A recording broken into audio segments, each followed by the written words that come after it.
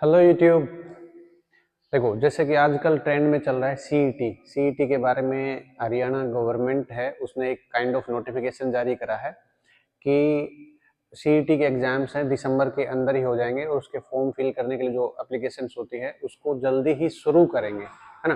तो आपको पता है सीईटी ट्रेंड में चल रहा है। सीईटी होता क्या है? Common eligibility test. मतलब हरियाणा गवर्नमेंट के अंदर जो हरियाणा एसएससी है, ये सब कुछ मतलब गवर्नमेंट के अंदर जो भी वैकेंसीज होती हैं, जॉब्स होती हैं, उनके अंदर ग्रुप सी और ग्रुप डी की जो वैकेंसीज को फिल करने के लिए एक पैटर्न बनाया है, जिसके अंदर एक टेस्ट को इंट्रोड्यूस करा है कि सीईटी का जो एग्जाम्स पास करेगा वही ग्रुप सी और डी की वैकेंसी के लिए लड़ाई लड़ेगा, है ना।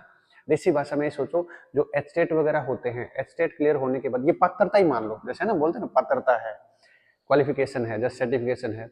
ये एग्जाम क्लियर होने के बाद आप ग्रुप सी और ग्रुप डी के लिए लड़ाई लड़ सकते हो। अगर ये क्लियर नहीं है तो आप उनके लिए अप्लाई नहीं कर सकते। या देसी बिल्कुल सिंपल लैंग्वेज में बोलूं, ये छालनी है भाई। छालनी समझते हो? छलनी, छालनी। ये लोगों को फिल्टर करने के लिए, आधी जनता को पहले ही बाहर निकालने का एक मेथड है। आधी जनता पहले ही कम हो जाए, क्योंकि आपको पता है बेरोजगारी बहुत ज्यादा हो रखी है। तो उनको फिल्टर आउट करने के लिए तो कॉमन एलिजिबिलिटी टेस्ट, इसके बारे में मैं थोड़ा सा और अपने ओपिनियन या फिर कुछ जो रियल बातें हैं वो आपको बताऊंगा। एक बार थोड़ा सा बात करते हैं। नोटिफिकेशन, नोटिफिकेशन तो अभी वैसे तो आ गया कि फॉर्म फिल करना या कुछ ऐसा शुरू करेंगे, लेकिन एग्जैक्ट इसकी नोटिफिकेशन है वो नहीं आया है। ये बोल रहे हैं ना कि लगभग 15 तारीख तक इसके फॉर्म भरेंगे या समथिंग ऐसा, ये बिल्कुल नहीं होने वाला है। इसका कारण क्या है? क्योंकि कितने इनटू में बच्चे लेने हैं। मान लो एक एग्जांपल के लिए बोलता हूं कि 10 वैकेंसी हैं, ठीक है, 10 वैकेंसी हैं टोटल। तो जनरली क्या होता है, इनटू 10 मतलब 100 लोगों को यहाँ पर एलिजिबल कराया जाता है ना। 100 लोग एलिजिबल हो जाएंगे तो उसके हिसाब से फिर इनका इंटरव्यू वगैरह समथिंग ऐसा होगा। तो ये इनटू कितने करे जाते हैं? जो बच्चे एसएससी वगैरह बैंकिंग की तैयारी करते हैं, यूपीएससी की कर रहे हैं, उनको पता है ये इनटू वाला खेल क्या है। किसी में इंटू 5 होता है, किसी में इंटू 7 होता है। इतने इंटू मल्टीप्लाई करके तभी उन बच्चों को इंटरव्यू वगैरह के लिए बुलाया जाता है। जो बी ग्रेड या ए ग्रेड की जॉब होती है उनकी बात करूं तो ये इंटू कितना होगा ये डिस्कशन अभी तक नहीं हुआ है। इसी वजह से इसका जो ऑफिशियल नोटिफिकेशन है, जो फॉर्म अप्लाई करने वाला, वो इसीलिए ये डिले चल रहा है। ये बात क्लियर? इसके बारे में बताएंगे क्या होगा। एग्जाम्स जैसे हरियाणा गवर्नमेंट की तरफ से या कुछ एक आधे जो कंसर्न पर्सनैलिटी हैं, जो मतलब चेयरमैन टाइप में है, उन्होंने बोला है कि एग्जाम्स दिसंबर मतलब दिसंबर 24 के जो साल है इसके अंदर हो जाना चाहिए, मस्ट कंडीशन लगाई है ना। लेकिन अगर इसमें मेरी राय पूछी जाए तो 24 में एग्जाम नहीं होगा। क्यों? क्योंकि अगर मैं अपनी कैलकुलेशन बताऊं तो 15 तारीख, 15 मतलब नवंबर, 15 नवंबर के लमसम जाके नोटिफिकेशन आ सकता है। नोटिफिकेशन आ रहा है अभी, मतलब एग्जाम जो फॉर्म फिल करने वाली डेट क्लोज नहीं हुई है, नोटिफिकेशन आ। तो मैं इसको मान सकता हूँ जनवरी 15 से लेके 30 के बीच में, मेरी कैलकुलेशन है। इससे डिले भी हो सकता है थोड़ा बहुत। अब कोई हार्ड एंड फास्ट रूल नहीं है, कोई बोले कि 3 जनवरी को होगा, सर आपकी रेंज में नहीं आया, या 30 दिसंबर को ही हो गया, या हो सकता है 2 फरवरी को हो जाए, तो ऐसा कुछ नहीं। लेकिन हर कोई अपना अपना कैलकुलेशन लगा रहा है, ठीक है। तो एग्जाम्स के लिए मैं अगर एक रफ आइडिया बताऊं, जैसे ही नोटिफिकेशन आएगा उससे आप ये मान के चलेना आपको इतने दिन मिलेंगे, है ना। आप अपने हिसाब से जोड़ लेना कैलकुलेशन। और जो पुराने बच्चे हैं जो काफी टाइम से तैयारी वगैरह कर रहे हैं, उनको पता है कि जनरली हर टाइप की जो गवर्नमेंट जॉब्स होती हैं इतना दिन तो देता ही देता है ना। तो यहाँ से कुछ एक्सपीरियंस भी हो जाता है हमें काम करते। ठीक है, सिलेबस क्या है? देखो मेन पॉइंट क्या है, एग्जाम कब होगा, होता रहेगा। अभी हमें क्या है, हमें इस चीज को टारगेट करना चाहिए और प्रिपरेशन कैसे करनी है। सिलेबस पता ही नहीं है और पेपर हो रहा है, मान लो 2 साल में, तो पढ़ेंगे क्या? पढ़ना क्या है, कॉन्फिडेंस कहाँ से लाएगा, फिर हम एग्जाम के लिए रेडी रहेंगे। तो सिलेबस के ऊपर एक बार बात करते हैं।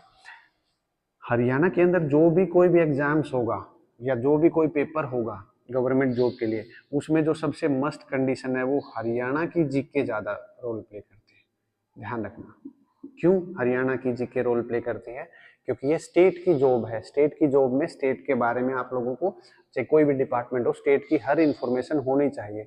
लाइक कहाँ पर पुराने मोन्यूमेंट्स हैं, कहाँ पर कोई पुरानी सभ्यता की कोई चीज मिली, हड़प्पा संस्कृति की, जो भी कोई भी है ना, कहाँ पर इंफ्रास्ट्रक्चर ज्यादा है, कहाँ पर कारखाने ज्यादा हैं, कोई पुराने राजा महाराजाओं की कोई ऐसी विरासत टाइप में, जैसे कुरुक्षेत्र की लड़ाई कहाँ लड़ी गई थी, कौन सा राजा सबसे पहले कहाँ पे क्या था, पुरानी जगहों के नाम, है ना।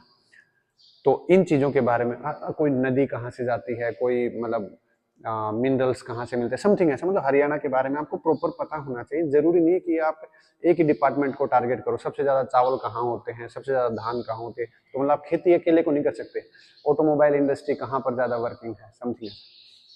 ठीक है, तो ये आती है कितने नंबर की, 25 नंबर की। हाँ, एक चीज और बता देता हूँ,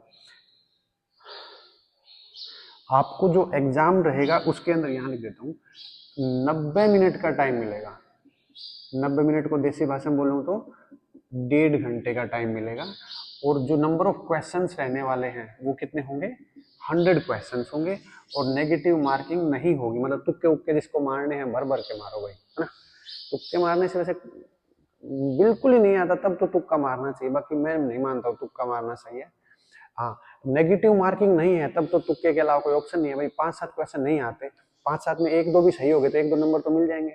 लेकिन नेगेटिव हो, देखो तुक्का मारना ही मैं बहुत से कुछ और वीडियोज वगैरह हम बताया है, मतलब इसी चैनल पे बताया है, एसएससी मेंस तक की जो हम क्लासेस लेते हैं उसमें, कि तुक्का भी एक लॉजिकल तुक्का होना चाहिए। आप लोगों को ऑप्शंस एलिमिनेट करने आने चाहिए, ये 2 तो नहीं होंगे, बाकी ये 2 हो जाएंगे, ऐसे वाले तुक्के मारने चाहिए। ठीक है, चलो आगे आओ। फिर हरियाणा जीके हो गया। एक होता है मैथ्स आता है। मैथ्स कितने मार्क्स का, 15 नंबर। 15 नंबर, देखो नंबर ऑफ क्वेश्चंस और नंबर ऑफ मार्क्स, मतलब कितने नंबर का कितना, वो एक क्वेश्चन 1 नंबर का, तो अपने हिसाब से देख लो, जैसे 25 क्वेश्चन तो 25 मार्क्स, 15 क्वेश्चन 15 मार्क्स। ठीक है, एक आता है जीके, है ना, और एक सब्जेक्ट होता है जीएस और एक होता है जीए। इन सब्जेक्ट्स को थोड़ा सा एक बार मैं बता देता हूँ क्या क्या होता है। जीके का मतलब होता है जनरल नॉलेज, फुल फॉर्म नहीं बता रहा हूँ, कभी सोचो कि फुल फॉर्म ही बता रहा है। जीके का मतलब होता है जनरल नॉलेज। जनरल नॉलेज के अंदर हम ज्यादातर चीजों को ऐड करते हैं स्टैटिक जीके को। स्टैटिक मतलब सबसे लंबा पुल कौन सा है, सबसे लंबा बांध कौन सा है, सबसे छोटी नदी कौन सी है, सबसे गहरा महासागर कौन सा है, समथिंग ऐसा। छोटी बड़ी की बात करें, ऊंची नीचे की बात करें, लंबी की बात करें, उसको बोलते हैं स्टैटिक जीके। जीएस क्या होता है, जनरल साइंस होती है। साइंस मतलब जो साइंस हमारी डेली लाइफ में इम्पैक्ट डालती है, लाइक फिजिक्स हो सकता है, केमिस्ट्री हो सकता है, बायो हो सकता है।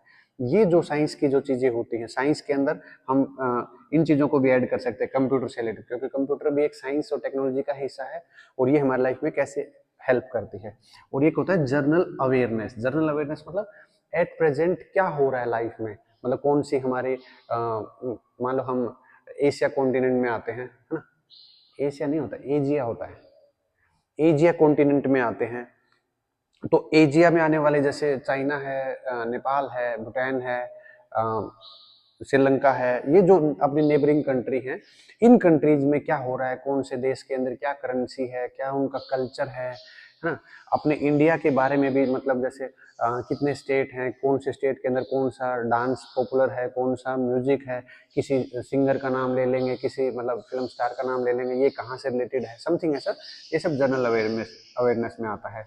उनकी इकोनॉमी के बारे में, उनके कल्चर के बारे में, उनकी मतलब सोसाइटी के बारे में, वो किस फील्ड के अंदर, जैसे हरियाणा के अंदर सबसे जो डेवलप्ड जो आता है, मतलब इंडस्ट्री लेवल के ऊपर, वो मैं कह सकता हूँ गुड़गांव आता है ना, गुरुग्राम जिसको बोलते हैं। तो हमारे तो गुड़गांव में ही होता है भाई, गाँव में तो सुना होगा गुड़गांव में। तो ये सब चीजें जनरल अवेयरनेस के अंदर आते हैं। तो अब जो ये पेपर है, इसके अंदर जो जनरल अवेयरनेस का सेक्शन है, इसी के अंदर कंप्यूटर के क्वेश्चंस आएंगे। कंप्यूटर के क्वेश्चन हो सकते हैं 2 से 3 क्वेश्चन। और एक चीज और बताता हूँ, ये कोई फिक्स पैटर्न नहीं है, जैसे मैंने बोल दिया और भगवान राम ने बोल दिया, एक सी बात है, इतने ही आएंगे। 4 भी आ सकते हैं, 1 भी आ सकता है, 5 भी हो सकते हैं, मतलब कम ज्यादा हो सकते हैं, वेरी कर सकते हैं, इस चीज को ध्यान रखना। ठीक है, एक होता है इंग्लिश। इंग्लिश कितने नंबर की आएगी, 10 नंबर की।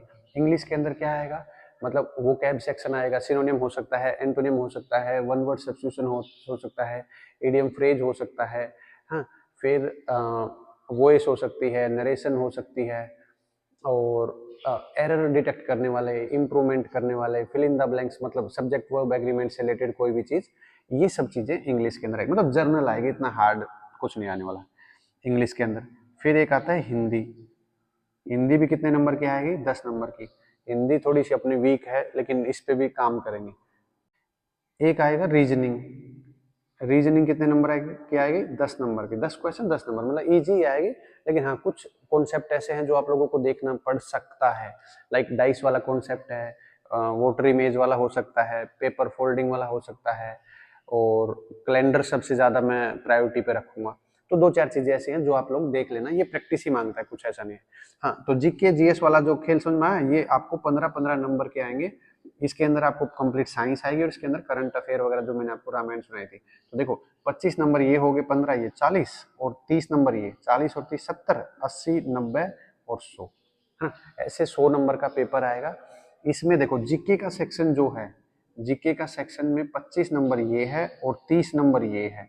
25 और 30 कितना हो गया, 55 नंबर तो ये हो गया जीएस पढ़ने का, जीएस या जीके जो आप लोग बोलना चाहो इसका है। और 45 रहेगी आपकी mental ability, like maths English वगैरह, ये नॉर्मली है ना। वैसे तो देखे जाइए लैंग्वेज वाले हैं 20 नंबर ऐसे। तो देखो इस सारी कहानी का मैं एक रिजल्ट बताऊं आप लोगों को। एट प्रेजेंट जो स्टेट कोटा वगैरह होता था वो नहीं मिलेगा, तो आप ध्यान रखना अदर स्टेट के जो बच्चे हैं वो भी इस फॉर्म को फिल करेंगे। हरियाणा जीके मेरे हिसाब से, जहां तक मैं हरियाणा से बिलोंग करता हूँ, तो जहां मैंने कभी तैयारी नहीं करी, इवन मैं इतना अच्छा एक्सपर्ट भी नहीं हूँ हरियाणा जीके में, तो मेरे हिसाब से हरियाणा जीके सबसे छोटी जीके है स्टेट वाइज में। क्योंकि हो सकता है किसी और स्टेट में, भाई स्टेट तो चाहे कंपेरेटिव छोटा हो लेकिन वहां पर चीजें ज्यादा हो। हरियाणा के अंदर ना तो इतनी ज्यादा इंडस्ट्री है, ना इतने कोई राजा महाराज कोई युद्ध हुआ हो, कोई पुरानी कोई ऐसी बड़ी ज्यादा चीजें नहीं है। तो हरियाणा जीके को अदर स्टेट का बच्चा पढ़ेगा तो ये इजी टारगेट रहेगा उसके लिए। और ये मतलब हिस्ट्री ज्योग्राफी पॉलिटी इकोनॉमिक्स वगैरह ये जो चीजें हैं, ये तो वो normal state GK, sorry national GK में पढ़ता ही है। अब जैसे मान लो मुझे कोई राजस्थान का फॉर्म अप्लाई करना है, राजस्थान तो भाई बहुत बड़ा है, तो राजस्थान के बारे में मुझे सारी नॉलेज ही नहीं है। तो राजस्थान को टैकल करना और एक कंपेरेटिव हरियाणा को टैकल करना, तो मैं मानता हूँ हरियाणा इजी टारगेट रहेगा। ठीक है, तो आप लोगों के लिए मैं एक इन्फॉर्मेशन और बता दूं, मैं कोशिश करूंगा कि ये जो 60 डे का जो चैलेंज, 60 डे से मुझे याद आया, मैंने यूट्यूब पे भी एक फिटनेस के लिए, मतलब हेल्दी रहने के लिए भी 60 डे का एक प्रोग्राम बनाया था। 60 डे में मैंने 45 से 48 डे का मतलब वर्कआउट वगैरह कुछ करना, ऐसे हेल्दी खाना खाना, समथिंग ऐसा, नो अल्कोहल, नो बीड़ी सिगरेट दारू, समथिंग ऐसा नहीं करना, अच्छी लाइफ जिएंगे। तो मैं यहाँ भी सोचता हूँ कि 60 डे के चैलेंज के अंदर हम सारी चीज़ों को कवर अप करते चले, ताकि आप लोगों को कुछ न कुछ बेटर या कुछ न कुछ बेहतरीन कंटेंट आपको मिले। आप लोगों ने मेरी पुरानी वाली वीडियो देखी हो तो आप देखो कि भाई कहाँ तक लेवल को टच करा है ना। और मैं मानता हूं कि जो बच्चा एसएससी वगैरह की तैयारी करता है उसके लिए यहाँ पर जो मैथ्स वगैरह आएगा, रीजनिंग आएगी, वो कंपेरेटिव इजी आएगी, तो कोई दिक्कत वाली बात नहीं है। हम एक एक चीज को कवर अप करते चलेंगे, नोटिफिकेशन वगैरह आएगा तो हम आपको अपडेट देते रहेंगे। तो जो लोग चैनल पे फर्स्ट टाइम आए थे, लाइक शेयर सब्सक्राइब करते चलो भाई, खूब सपोर्ट चाहिए आप लोगों का। कंटेंट वगैरह और पढ़ाने का तरीका और सारे मेथड्स वगैरह मैं आप लोगों को शेयर करूंगा। और अपनी तैयारी को बेहतर बनाओ, क्योंकि लाइफ में कोई किसी का नहीं है, ये कड़वी सच्चाई बोल रहा हूँ। इस चीज़ को जितना जल्दी समझोगे उतना अच्छा है। मेरा भाई ये है, मेरी बहन आईएएस लग गई, मेरा पापा पता नहीं क्या लग गया, वो कोई काम नहीं आता है ना। अभी आप छोटे हो सकता है आप में से कोई ऐसा हो जो 17-18 साल का ही बच्चा हो, और हो सकता है कोई लाइफ के टफ फेज से गुजर रहा हो, 35-37-38 साल का हो, है ना। तो उस बंदे से पूछ के देखना, 40 साल वाले से या 38 साल वाले से, कि लाइफ में उसने क्या क्या देखा है। और जो 17 साल का बच्चा है उसको तो सब पका पकाया मिल रहा है, उसको तो पता ही नहीं है नौकरी की वैल्यू क्या है। मैं भी उसी फेज से गुजरा हूँ, मैंने भी कभी वैल्यू नहीं करी। मैंने रियल में ईमानदारी से बताऊं, मैंने कभी आज तक ग्रुप सी और डी का फॉर्म नहीं भरा। गलती से एक बार बैंक क्लर्क का फॉर्म भरा था, कलरक होता है ना, क्लर्क, क्लर्क होता है वैसे तो, कलरक बोलते हैं गाँव में। तो एक बार गलती से फॉर्म भरा था, 148 पे कट लगी थी शायद, और 146 या 46.5 नंबर आए थे, तब कान पकड़ लिया था। ये जो सी और डी ग्रुप की जो जॉब्स होती हैं इसके अंदर बहुत ज़्यादा कंपटीशन होता है, क्योंकि आसान होता है। तो अब मुझे समझ में आ रहा है कि नौकरी की वैल्यू क्या है, क्योंकि सोसाइटी ने हमें सिखा दिया है। और अब हमसे वो एफर्ट नहीं हो पाते जो एक फ्रेशर बंदा 22-24 साल का बंदा कर सकता है। बस इसी चीज़ को आप लोगों को बताना चाहता हूँ कि लाइफ में जो गलतियाँ हमने करी हैं वो गलतियाँ आप ना करें।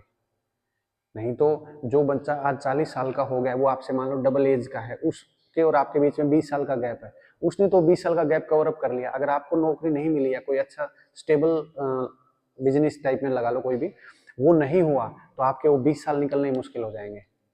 आपको हर तरह से सफ़र करना पड़ेगा। मैं आप लोगों के साथ हूँ, बहुत अच्छा अच्छा कंटेंट मिलेगा तो दुआ करूँगा जो भी लोग चैनल पे आए और सबका ही सिलेक्शन हो ना, अब अपनी अपनी जगह पे अच्छे वो रहे, और ये नहीं कि मेरे ही चैनल वालों का सिलेक्शन हो दूसरे वाले सारे धक्के खाएं, तो ऐसा नहीं है। जो बच्चा मेहनत करे, जो डिजर्व करता है, उसको मैं उम्मीद करता हूँ नौकरी मिले। और नौकरी सब कुछ नहीं होता, ये भी ध्यान रखना, कभी सोचो कि नौकरी ही सब कुछ होता है, लेकिन अपने आप को स्टेबल बनाने के लिए एजुकेशन एक बहुत बड़ा मेजर रोल प्ले करता है। आपको स्टेबल बनाने के लिए, आपको हर चीज की नॉलेज होने के लिए आप मेरी तरह कभी भी ट्यूशन खोल लो, है ना। ये तो ऐसा सिस्टम है, ट्यूशन सेंटर खोल के बैठे हैं, कोई मतलब ही नहीं है, क्यों, नॉलेज है। अब आप लोगों को आता कुछ है नहीं और आप लोग सोच रहे हो कि मैं इस फील्ड में कैसे हूँ। तो जो दिमाग का धन होता है ना, जो ज्ञान का धन होता है, धन बहुत तरह के होते हैं, शरीर का भी धन होता है, ज्ञान का भी धन होता है, परिवार का भी धन होता है, हर चीज का कभी किसी और वीडियो में बताएंगे। तो उस धन को बढ़ाओ, सीईटी के पीछे लग जाओ पागलों की तरह। 2 महीने की तैयारी है, सिलेक्शन हो चाहे ना हो, सिलेक्शन हो चाहे ना हो, लेकिन बहुत कुछ सीख के जाओगे, इस चीज की गारंटी है, और आने वाली जनरेशन को बहुत कुछ अच्छा बताओगे। तो wish you all the best. Channel के ऊपर लाइक शेयर सब्सक्राइब करते रहो और मिलते हैं पहली वीडियो के साथ जल्दी ही, ठीक है। धन्यवाद।